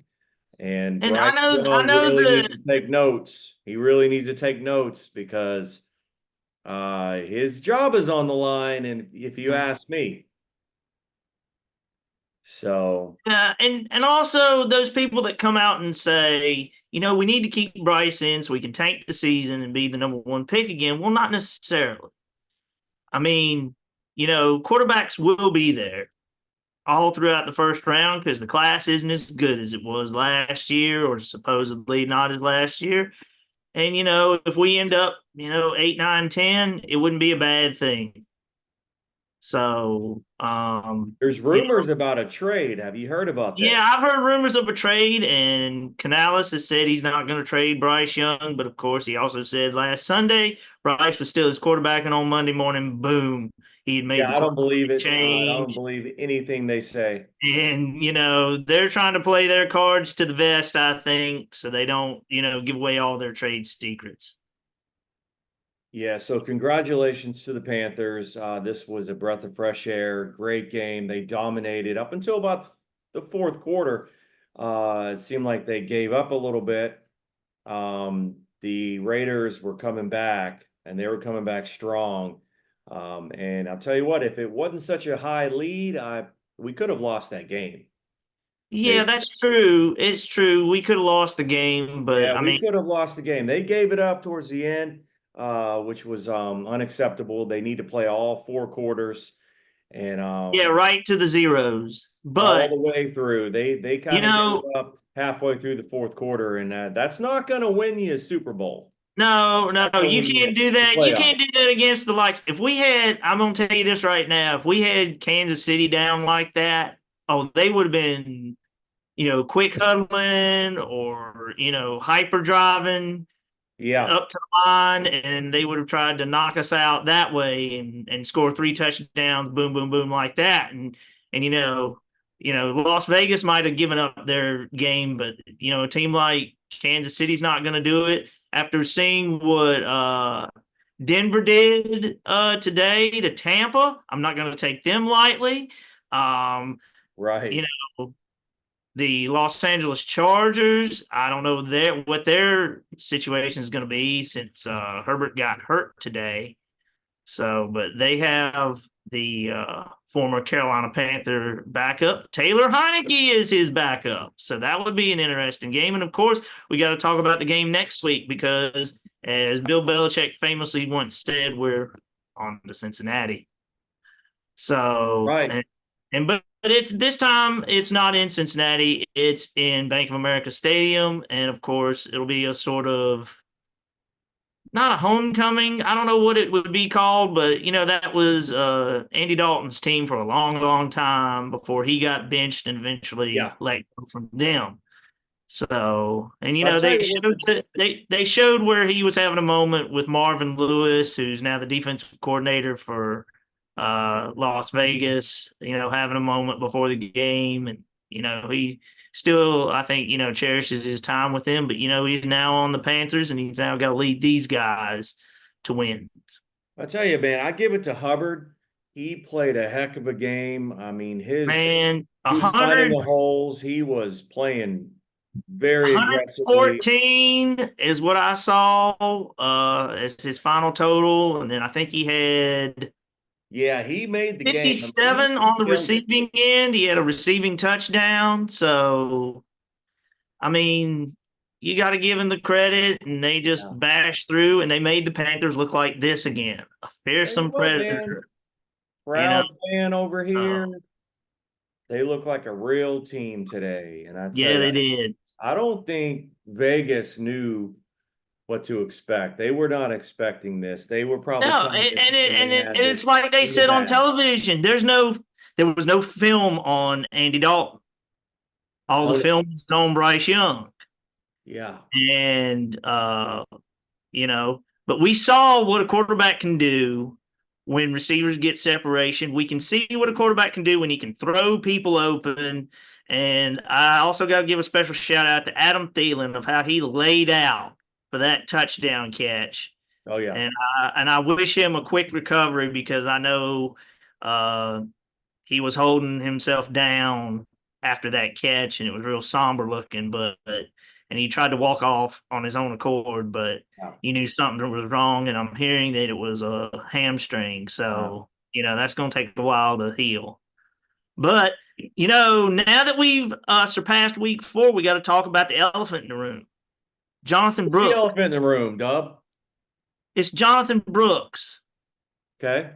Jonathan Brooks is now going to come off of IR, and he's going to start showing up to practice. Now, does this supplant Chuba? I don't think so, but I do think it does supplant Miles Sanders because Miles Sanders still didn't show me a whole lot today, and I don't care that we're paying him all this money. If he's not doing the job, then he doesn't get the playing time. Yeah, I agree. And he'll be off our books after this year anyway. So, come see, come saw. My question is, what do you think we do with Bryce Young? Because he clearly has not led this team to a winning team and a winning situation. So, do you think it's a quarterback issue, or do you think it's a Dalton issue? Do you think he's a better fit for this team? Maybe Bryce Young just hasn't fit the culture yet, or maybe the players don't trust him yet, or I'm not sure. Unfortunately, I think it is the type of quarterback because it looked different out there. Seeing a quarterback that could stand in the pocket on his feet rather than on his tiptoes when he threw the ball. Because I'm going to tell you right now, I've tried that, and it is not stable coming out of your hands when you're standing on your tiptoes trying to throw a football. I don't care if it's miniature. I don't care if it's junior size. I don't care if it's full size. You're not going to throw that football. You think his height has something to do with it? Yeah, and it's something to do. It may be something to do with having to see over that offensive line. That might be why, he's had to be in shotgun so many times and be back from that offense. And you're already putting yourself in a hole.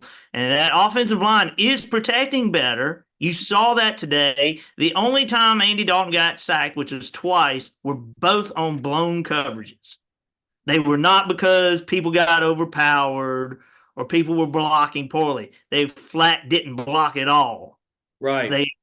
And they went by people that weren't there. So you cannot blame that on the offensive line. Yeah, today, I honestly think the offensive line looked great. Yeah, they looked outstanding. They looked like they were earning that money that we paid them in the offseason. Yeah. Especially Robert Hunt going out there throwing blocks downfield for Chuba Hubbard when we were doing screens out of the backfield. That is just A1 stuff.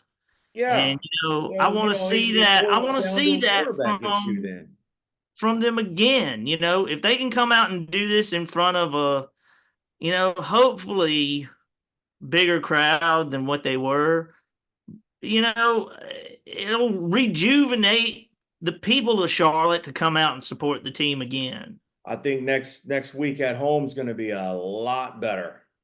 Yeah. And I know this is weird, but somebody put out today that going out for the coin toss, which I didn't see, Bryce Young went out with the captains because he's still wearing that captain C. And I joked. I said, you mean they didn't rip the C off of his jersey like a disgraced officer or enlisted in the military? You've seen all the war movies where somebody's done something bad and they go up to them and rip a stripe off a sergeant or rip bars or rip, shoulder pads off of a Navy officer. And I didn't know if somebody had done that to Bryce Young, but apparently not, because he was voted as a captain, but just because you're voted as a captain doesn't make you a captain in terms of leadership. Right. Because sometimes being a captain is how you, I guess, carry yourself. And, not saying things to the media like, oh, I was blindsided, and saying stuff through your family. And, to me, that doesn't show leadership. This is life, and you have to take the good, bad, and try to learn from it. And I think that's why I don't think the Panthers would be looking for another quarterback in the 25 draft. It might be 26 that they'll be looking for another quarterback, because what they gave up in terms of capital to the Bears, they got to get, quote, their money's worth, I think, and they'll keep him on, for the end of his contract, which will be after next year. They can cut him with no penalty or compensation being owed to anyone or anything. So I'm looking at the next week's game with the Bengals, and they're 0-2 as well. They're 0-2 right now. I don't know what they're doing today, but that's kind of surprising. Well, they started 0-2 the last couple of years and turned it around. Mm-hmm. They usually use that week 3, week 4 to turn their season around or to put a boost in them, but it's inexplicable. And I don't know why, but we can't concentrate on that team. We just got to concentrate on continuing to do good things for us and let other teams beat themselves. So, right. Well, I foresee Andy Dalton playing next week. I think that's probably going to happen, and they're probably going to still work with Bryce Young on the side, give him some extra training, give him some extra support. I don't see him playing next week. I really don't. I think it's going to be Andy Dalton. He played a phenomenal, flawless game today. No turnovers, over 300 yards, and was very accurate. So I see a future with him, and they'd be really dumb not to play him next week, because right now they've created some momentum that they've needed, that we haven't had, and we finally found some sort of niche, and now it feels like there's some excitement. And one more thing, we got rid of another bad stat. We had a bad stat coming into the game that we had gone 20 games without an opening, not just a touchdown, an opening score, meaning a field goal or a touchdown. So that streak is now over. We haven't started the fourth quarter with a lead since 2022. Right. Yeah. That's not good. No. So good for them. I feel the momentum. But guess what? Preseason has started for the Canes. And speaking of the Canes, they announced a new naming partner for the arena. It is no longer the PNC Arena. It is now the Lenovo Center. Because Lenovo is now based in the Research Triangle Park area. Correct. And Lenovo just bought IBM's hardware. That's all it is. It's an IBM. That's right. all Lenovo is. Because one of their videos that they put out to announce this was the ThinkPad, as they call it in the business, nipple, to what? Jump around. I've never heard that before. What are you talking about? Nipple. Well, I mean, I've heard people call it that because it just looks like, a big red thing sticking out the middle of your keyboard if you've ever owned a ThinkPad. I've never owned a ThinkPad nipple. Yeah, I haven't either, but I know of it. And it's just great. Lenovo is on the outside of the building in their little red box logo. Their little nipple? Yeah, well, Ovies and Gilio is nicknaming it the big. He says, I'm sure the state fans would get a kick out of that. Oh, yeah. I've never heard of it. Yeah, but, Joe Ovies was saying, he was talking with Mike Maniscalco, which is, is the on-air broadcaster of the Hurricanes. He's like, if Andrei Svechnikov lays a check, will you say that he checked him into the motherboards? So, That's good. a few little puns, dad jokes, if you will. That was a good one. But the team I think will look pretty good this year. I mean, we talked about We have a strong bench, let me tell you. Yeah, we talked departures last podcast, Mm. but we got to think about the additions. And when you see Rod Brendamore's opening speech of the season, you got to take it to heart, and you can see why people want to come here now and play for this man rather than the old days of people would come here as a last resort, or they would be the dregs of the free agency that nobody else signed them. Or either we throw boatloads of money at somebody, hello, Alexander Semin, and see if they would come. But, it's just, a different era, and it's been a good era of Carolina Hurricanes hockey. Because it was almost like, a million years ago that we were under that old era in the Karmanos regime where we were just barely spending to the cap floor and, just looking Dundon has done a good job with spending. He likes to spend money. Yeah. And of course, as we already know, he's trying to get the right Major people League Baseball? and get Yeah, they're focusing on Raleigh. Big time. Yeah, because Raleigh has the land, and that's what I keep trying to tell people. Charlotte's run out of real estate. You can't put it in Charlotte. And it would be a good balance for the state of North Carolina. You'd have I'm talking to pro teams. You'd have 2 in Raleigh and 3 in Charlotte, 3 counting the Major League Soccer team. Honestly, I think it would work in Greensboro too. Well, if you remember, you weren't living here at the time. I was.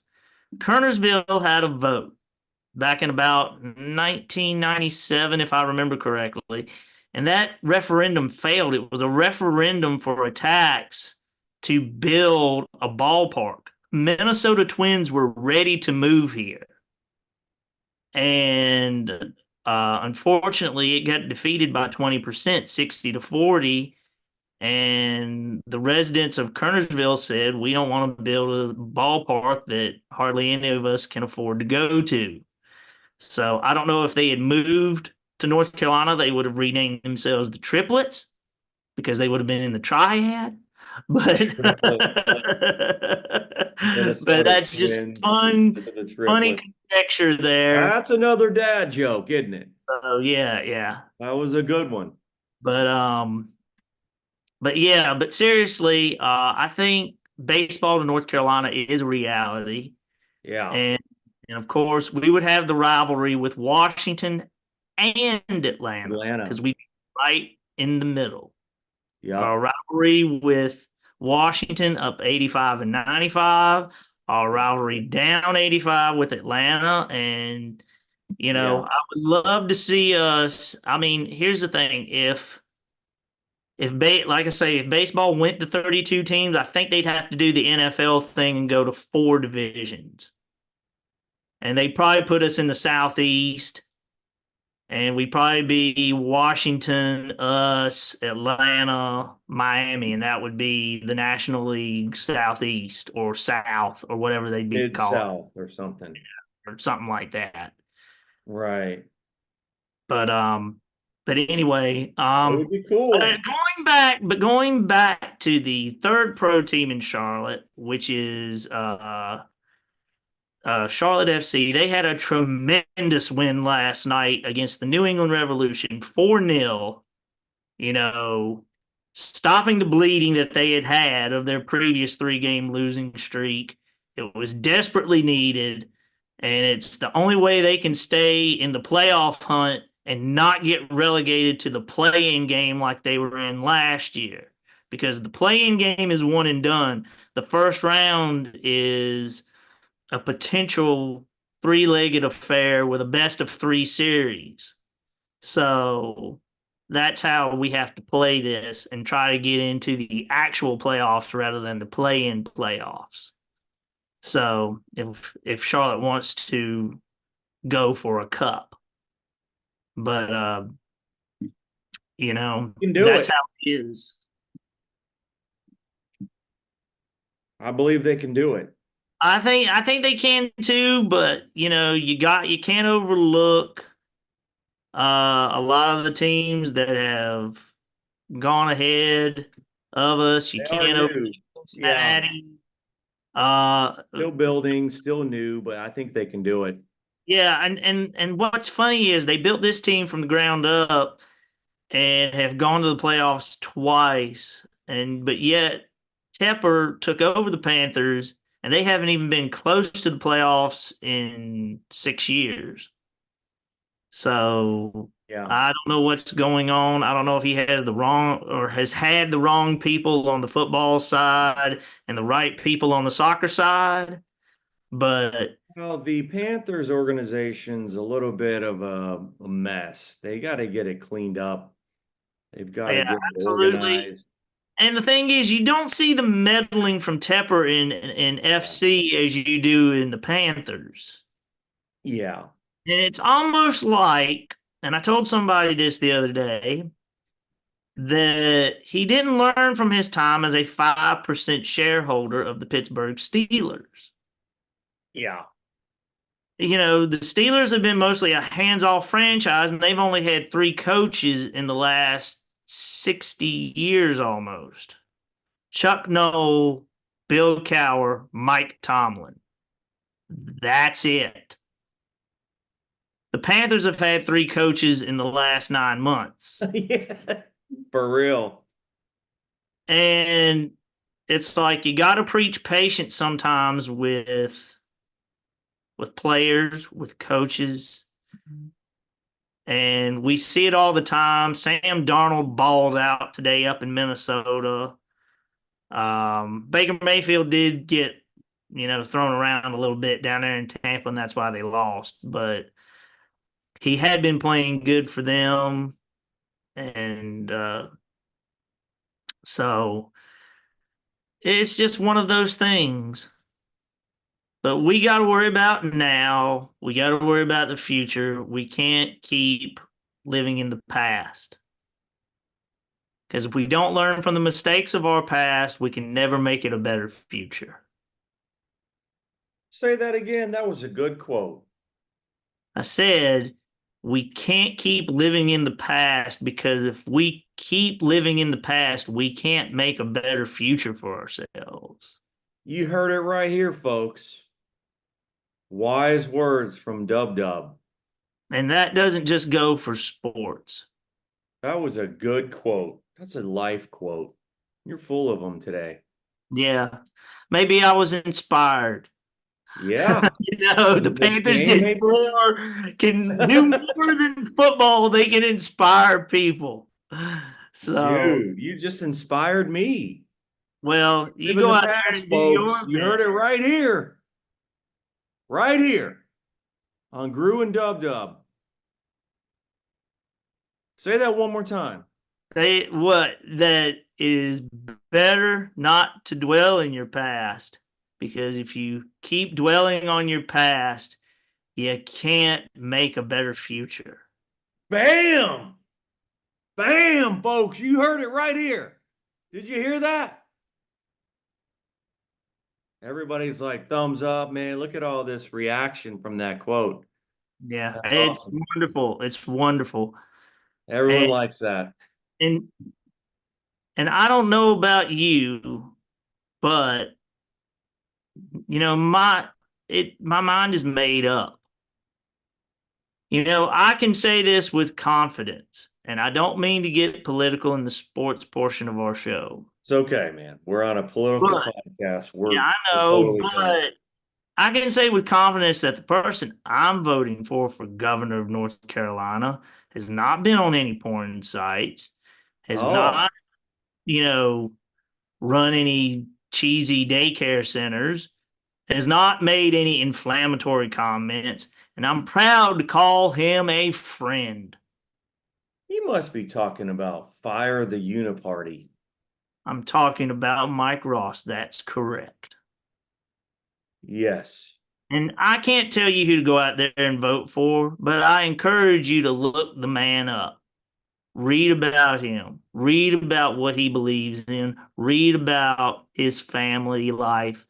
Read about what he wants to do for the state and for the people of North Carolina. And I think you will agree that he is a better choice than the other two parties. And think about this. If Josh Stein is elected, that'll be the third in a row Attorney General becoming governor of North Carolina. Do we really want a third cop as our governor? We know what the last one did. Why do we continually want that? I don't know. We don't. The But that answer is is we don't. But that is the end of my diatribe. Well, All I thank you know very much. is I will end on this. I can say for the first time since last year, the Panthers won today. They won, folks. And that's all You that know, we're matters. kind of like stating the obvious right now. But there's momentum here, folks. It's happening. Keep It's happening. It's happening, folks. Keep It pounding. really is. It's really Keep happening. pounding. I want anybody out there to not just keep pounding. I want you to hit the subscribe. I want you to hit the likes. And Yeah, share this. want you to Next hit week, my we hope to comments be on how good the even more Panthers did. excited because they're going to win again, folks. We're looking at a Yeah, Super Bowl Look here. at it. Look at that face. That growl coming at We're you. looking at a Super Bowl here, folks. If this keeps up, this momentum keeps rolling. Telling you, you heard it here, folks. You heard it from him. You didn't hear it from me. You heard it from me, not him. You heard it from me. We're looking at a Super Bowl if we keep this up. Okay. So that's it. That's all we have. We really appreciate you sticking around to the best part of this Yes. podcast. Y'all have a good one and keep pounding. Keep Pounding. Keep it up, folks. We're looking at a Super Bowl. See you later.